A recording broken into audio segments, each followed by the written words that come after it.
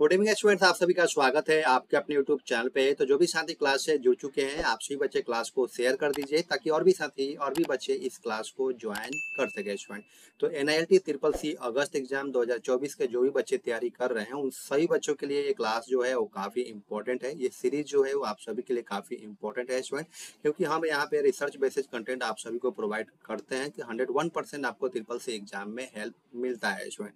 तो आपको regular class से रात के 8 बजे क्लास में ज्वाइन होना है, प्रैक्टिस करना है। जितना प्रैक्टिस कीजिएगा उतना ही आपको बेनिफिट्स आपको ट्रिपल सी एग्जाम में मिलेगा स्टूडेंट। तो आपको एक भी क्वेश्चंस को या एक भी क्लास को आपको मिस नहीं करना है। रेगुलर क्लासेज आप सभी को रात के 8 बजे ज्वाइन करना है। तो जल्दी से आप सभी बच्चे क्लास से जुड़ जाइए ताकि क्लास को कंटिन्यू किया जाए।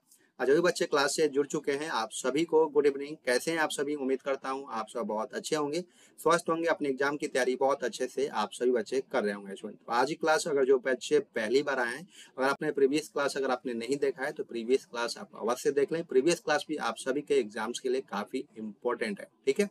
प्रीवियस क्लास को देखने के लिए आप हमारे चैनल पे जाइए, प्लेलिस्ट में जाइए, ट्रिपल सी अगस्त एग्जाम 2024 के नाम से प्लेलिस्ट आपको मिल जाएगा। वहाँ से प्रीवियस क्लास जितने छूटे हुए क्लासेज हैं आप सभी क्लासेज को देख सकते हैं। सीरीज बाय सभी क्लासेज को जरूर देखिए। आप सभी के लिए 101% स्टूडेंट आपको जो ये क्लासेज हम दे रहे हैं, आपको 101% आपको हेल्प मिलेगा ट्रिपल सी एग्जाम में। तो आप सभी एक भी क्लासेज को मिस मत कीजिएगा और क्लास के लास्ट तक आप सभी बने रहिएगा। एक एक क्वेश्चन आप सभी के लिए काफी इंपॉर्टेंट है। जल्दी से आप सभी बच्चे क्लास से जुड़िए ताकि क्लास को कंटिन्यू किया जाए। जो बच्चे क्लास से जुड़ चुके हैं, good evening. Good evening students, कैसे हैं आप सभी?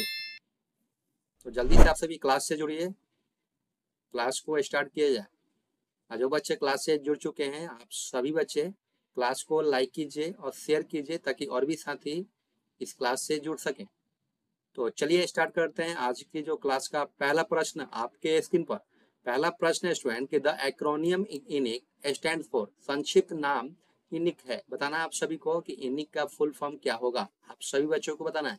आज जो भी बच्चे हमारे साथ लाइव क्लास में जुड़े हुए हैं आप सभी बच्चों को लाइव चैट में सभी क्वेश्चंस का आंसर देना है स्टूडेंट, क्योंकि ये प्रैक्टिस क्लास है और प्रैक्टिस क्लास में हर क्वेश्चन का आंसर जवाब देना आप सभी के लिए मैंडेटरी हो जाता है। तो आप सभी क्वेश्चंस का आंसर लाइव चैट में दीजिए, ठीक है। तो जल्दी से आप सभी बच्चे बताइए कि द एक्रोनिम इनिक स्टैंड फॉर, इनिक का आपको फुल फॉर्म बताना है। बताइए आप सभी कि इस क्वेश्चन का सही जवाब क्या हो सकता है। तो ऑप्शन में जो डी है आपका स्टूडेंट करेक्ट आंसर हो जाता है, electronic numerical integrator and computer, ठीक है। तो जो भी बच्चों ने अगर ऑप्शन नंबर अगर डी बताया है तो उनका सही जवाब है, ठीक है। अगला क्वेश्चन है कि what is the Fortran, Fortran क्या है? बताना आप सभी को, फोर्ट्रान क्या है आपको बताना है। बताइए मेरे प्यारे बच्चों कि इस क्वेश्चन का सही जवाब क्या होगा। तो ऑप्शन में जो डी है आपका करेक्ट आंसर आता है, हाई लेवल लैंग्वेज फोर्ट्रान है, ठीक है सर। फोर्ट्रान क्या है? हाई लेवल लैंग्वेज है। जिस बच्चे ने भी अगर ऑप्शन नंबर डी बताया तो उनका सही जवाब है। अगला क्वेश्चन है कि which of the flowing option is an alternate name for a combination of 4 bits. निम्नलिखित में से कौन सा विकल्प 4 बिट्स के संयोजन के लिए एक वैकल्पिक नाम है, आपको बताना है। बताइए आप सभी कि इस क्वेश्चन का सही जवाब क्या हो सकता है। बताइए आप सभी। तो ऑप्शन में जो बी है आपका करेक्ट आंसर आता है निबर। तो जिस बच्चे ने भी अगर ऑप्शन नंबर बी बताया तो उनका सही जवाब है। अगला क्वेश्चन है कि Charles Babbage is also know as, Charles Babbage को भी कहा जाता है, क्या कहा जाता है? आप सभी बच्चों को बताना है कि चार्ल्स बेबेज को क्या कहा जाता है, आप सभी बच्चों को बताना है। बताइए आप सभी। तो ऑप्शन में जो ए है आपका करेक्ट आंसर आता है, फादर ऑफ कंप्यूटर कहा जाता है स्टूडेंट, कंप्यूटर का जनक कहा जाता है। तो जिस बच्चे ने भी अगर ऑप्शन नंबर ए बताया तो उनका सही जवाब है। अगला क्वेश्चन है कि the Java is programming language, Java एक प्रोग्रामिंग भाषा है क्या? बताइए आप सभी बच्चे। जो भी बच्चे क्लास से जुड़ चुके हैं आप सभी बच्चे क्लास के लास्ट तक बन रहिएगा स्टूडेंट। आपके एग्जाम्स के लिए एक एक क्वेश्चंस काफी ज्यादा महत्वपूर्ण है, तो एक भी क्वेश्चन को आपको मिस नहीं करना है। सभी क्वेश्चंस को अटेंड कीजिए और क्वेश्चंस का जवाब आप सभी लाइव चैट में दीजिए। तो बताइए क्वेश्चन नंबर 5 का करेक्ट ऑप्शन क्या होगा। तो ऑप्शन में जो सी है आपका करेक्ट आंसर आता है हाई लेवल। तो जिस बच्चे ने भी अगर ऑप्शन नंबर सी बताया है तो उनका सही जवाब है। अगला क्वेश्चन है a set of system program that controls and coordinates the operations of a computer the system is called. Computer program के संचालन को नियंत्रित और समन्वय करने वाला सिस्टम प्रोग्राम का एक सेट कहा जाता है। बताइए आप सभी कौन सा सेट है जो हर कंट्रोल करता है, कोऑर्डिनेट करता है ऑपरेशन कंप्यूटर को। बताना आप सभी को इस क्वेश्चन का सही जवाब क्या हो सकता है। तो ऑप्शन में जो बी है आपका करेक्ट आंसर हो जाता है ऑपरेटिंग सिस्टम। ठीक है, क्या हो जाता है ऑपरेटिंग सिस्टम। तो जिस बच्चे ने भी अगर ऑपरेटिंग सिस्टम अगर सही जवाब दिया है तो उनका सही जवाब है। अगला क्वेश्चन है कि which of the following is made of the RAM and रोम।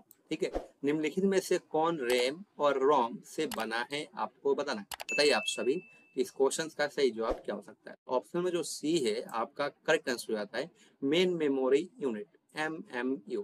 कभी कभी स्टूडेंट ट्रिपल सी एग्जाम में MMU के फुल फॉर्म भी पूछ दिए जाते हैं, तो आप सभी ये ध्यान रखिएगा कि MMU का फुल फॉर्म क्या होता है, मेन मेमोरी यूनिट होता है। ठीक है, अगला क्वेश्चन है कि which of the following is smallest in size. निम्नलिखित में से कौन आकार में सबसे छोटा होता है आपको बताना। निम्नलिखित में से कौन आकार में सबसे छोटा होता है बताइए आप सभी। तो ऑप्शन में जो ए है आपका करेक्ट आंसर हो जाता है पाल्म टॉप। ठीक है, अगला क्वेश्चन है कि the output display by the computer monitor is called. Computer monitor द्वारा प्रदर्शित आउटपुट को कहा जाता है। बताइए मेरे प्यारे बच्चों कि साथियों कि आप सभी इस क्वेश्चन का सही जवाब क्या हो सकता है। ऑप्शन में जो ए है आपका करेक्ट आंसर आता है soft copy is correct answer. अगला क्वेश्चन है कि which of the following is an example of the fifth generation programming language. निम्नलिखित में से कौन पांचवी पीढ़ी को प्रोग्रामिंग भाषा का एक उदाहरण है आपको बताना है। बताइए आप सभी मेरे प्यारे बच्चों कि इस क्वेश्चन का करेक्ट ऑप्शन क्या हो सकता है। क्वेश्चन नंबर 10 का करेक्ट ऑप्शन आपको बताना है। बताइए, तो ऑप्शन में जो डी है आपका करेक्ट आंसर होता है प्रोलॉग इज करेक्ट आंसर। अगला क्वेश्चन है विच of the following is an internet memory. निम्नलिखित में से कौन एक इंटरनेट मेमोरी है आपको बताना है। बताइए मेरे प्यारे बच्चों निम्नलिखित में से कौन एक इंटरनेट मेमोरी है बताइए आप सभी। तो ऑप्शन में जो डी है आपका करेक्ट आंसर हो जाता है रैम। तो जिस बच्चे ने भी ऑप्शन नंबर डी बताया है तो उनका सही जवाब है। ठीक है, अगला क्वेश्चन है कि data stored in RAM gets when the computer power is turn off. RAM में संग्रहित डेटा जब कंप्यूटर की शक्ति बंद हो जाती है तो क्या करती है आपको बताना है। बताइए क्वेश्चन नंबर 12 का करेक्ट ऑप्शन आप सभी को बताना है। बताइए आप सभी data stored in RAM, data जो है वो रैम स्टोर्ड है gets when the computer power is turn off. ठीक है, तो रैम में संग्रहित डेटा जब कंप्यूटर की शक्ति बंद हो जाती है तो क्या करता है। बताइए आप सभी अगर रैम में कोई डाटा स्टोर है और वो क्या होता है उसी समय सिस्टम जो है वो ऑफ हो जाता है तो हमारा वो जो डाटा है रैम में वो रह जाता है या इरेज हो जाता है आपको बताना है। बताइए आप सभी। तो मेरे प्यारे बच्चों ये जो डाटा जो है वो आपका इरेज हो जाता है। ठीक है, तो इसीलिए आपका जो ऑप्शन नंबर जो बी है आपका करेक्ट ऑप्शन हो जाएगा। अगला क्वेश्चन है कि which of the following statement is false. निम्न कथनों में से कौन से गलत हैं आपको स्टेटमेंट आपको बताना है। बताइए आप सभी।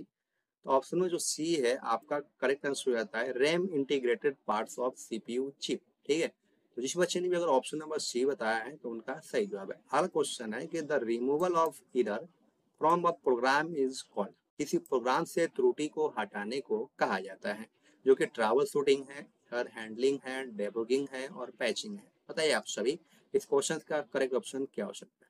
ऑप्शन नंबर जो आपका सी है करेक्ट आंसर हो जाता है डिबगिंग इज करेक्ट आंसर। अगला क्वेश्चन है कि which of this is not an object oriented language. इनमें से कौन सी ऑब्जेक्ट ओरिएंटेड भाषा नहीं है आपको बताना है। बताइए आप सभी। तो ऑप्शन में जो ए है आपका करेक्ट आंसर होता है सी लैंग्वेज। ओके, अगला क्वेश्चन है कि cache memory is use to transfer the data between. Cache memory का उपयोग डेटा को किसके बीच में हस्तांतरित करने के लिए किया जाता है। बताइए मेरे प्यारे बच्चों। तो ऑप्शन में जो ए है आपका करेक्ट आंसर हो जाता है processor and input device is correct answer. अगला क्वेश्चन है विच of the following is not a type of magnetic storage system. Falling में से कौन एक चुंबकीय भंडारण प्रणाली का एक प्रकार नहीं है आपको बताना है। बताइए आप सर। तो ऑप्शन में जो बी है आपका करेक्ट आंसर हो जाता है कॉम्पैक्ट डिस्क। अगला क्वेश्चन है कि which of the following is responsible for deciding the priority in which of process is allocated the CPU time. निम्नलिखित में से कौन सी उस प्राथमिकता को तय करने के लिए जिम्मेदार है जिसमें एक प्रक्रिया को सीपीयू समय आवंटित किया जाता है, जो कि ऑप्शन नंबर ए है शेड्यूलर, ऑप्शन नंबर जो बी है सेमाफोर, ऑप्शन नंबर जो सी है operating system manager, option number जो डी है प्रोग्रामर काउंटर। बताइए आप सभी कि इस क्वेश्चन का सही ऑप्शन क्या है।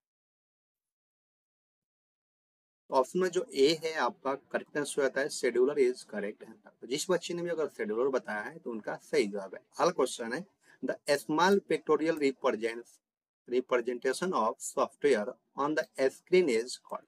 स्क्रीन पर सॉफ्टवेयर के छोटे सचित्र प्रतिनिधित्व को कहा जाता है, क्या कहा जाता है आपको बताना। बताइए आप सभी बच्चे इस क्वेश्चन का सही जवाब क्या होगा। जबकि ऑप्शन में जो ए है आपका टूल्स दिया गया, मैप है, लोगोज है और आइकन है। बताना आपको सही ऑप्शंस का चयनित करना है आपको और लाइव चैट में बताना है। बताइए आप सही बच्चे।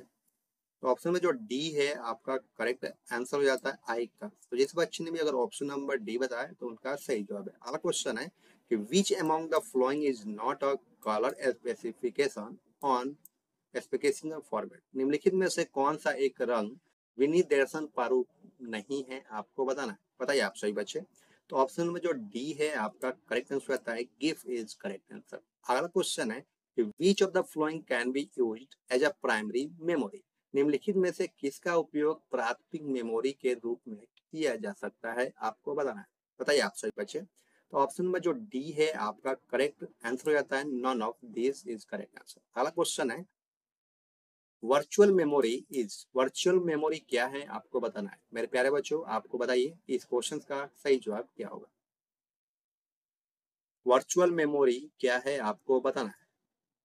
ऑप्शन में जो ए है आपका करेक्ट आंसर हो जाता है part of main memory only use for swapping. जिस बच्चे ने भी अगर ऑप्शन नंबर ए बताया है तो उनका सही जवाब है। अगला क्वेश्चन है कि which is the part of the computer system that one can physically touch. Computer प्रणाली का वे कौन सा भाग है जिसे कोई शारीरिक रूप से स्पर्श कर सकता है। बताइए आप सभी कि इस क्वेश्चन का सही जवाब क्या हो सकता है।